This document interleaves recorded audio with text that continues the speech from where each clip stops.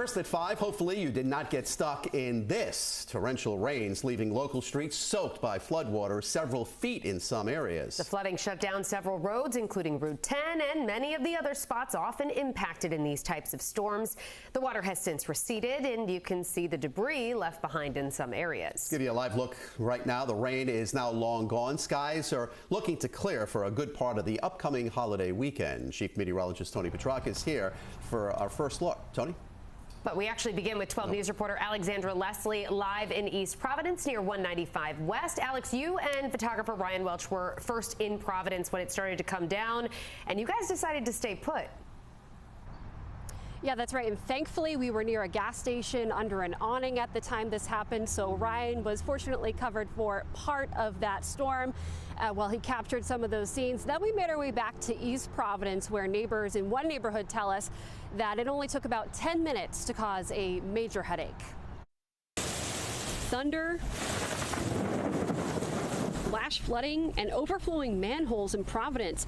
A city spokesperson tells me the amount of rain that fell so quickly put the city's stormwater at capacity. And over in East Providence, more trouble this afternoon. I mean, they were terrified in the car because the water was coming up. And then I told them, I said, you got to get out of the car. This is David Quintanilla. When it rains on Dewey Avenue, it becomes his second job to stay home and help keep his family and neighbors safe. He helped rescue several drivers, their cars now stranded. They were thanking me. They said I was God sent. I said, I'm not God sent. I know what happens here. So, you know what I mean? They were elderly. She didn't have a walker. I had to grab her like this because she couldn't walk. They just came back from the doctors. Quintanilla has lived here for years and knows he'll need a mop and bucket when the rain comes down like this. Have you considered moving because this happens every time? I like living here. It's a nice neighborhood, everything else. I like living here.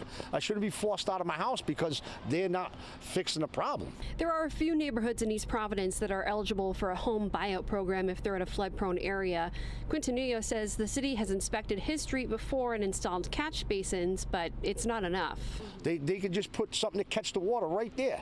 There's like a little roundabout that they did nothing for years. The road ends there. They never did nothing with it, and it's just wasted land. Now, more than a dozen homes have opted into that home buyout program since its inception. We've reported on that program before and have more details on eligibility for it on WPRI.com. For now, live in East Providence, Alexandra Leslie, 12 News. First tonight, we're tracking the lingering effects from yet another bout of flash flooding. A line of strong storms came through a few hours ago, dropping enough rain to cover several streets, as you can see, and even a couple of highways with water. Alexandra Leslie is live in East Providence near 195 West. And Alex, you and photographer Ryan Welch captured some crazy scenes from Providence to East Providence this afternoon. Yeah, we were about to head on to 195, headed towards East Providence, when we saw how fast the water was rising in downtown Providence. It was so intense that some manhole covers started to look like mini fountains.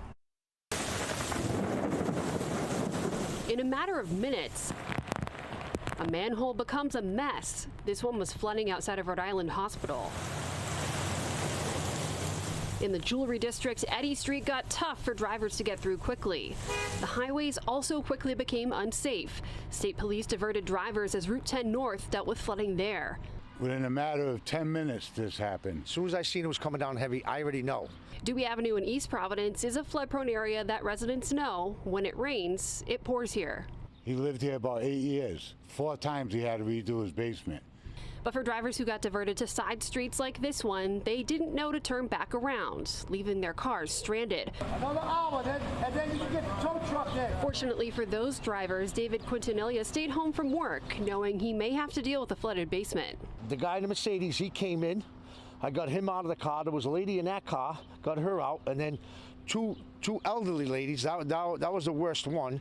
They had walkers and everything else. I had to help them out because the trunk wouldn't open. The fire department finally came and got the trunk open. They were freezing. I put towels on them and blankets and everything else.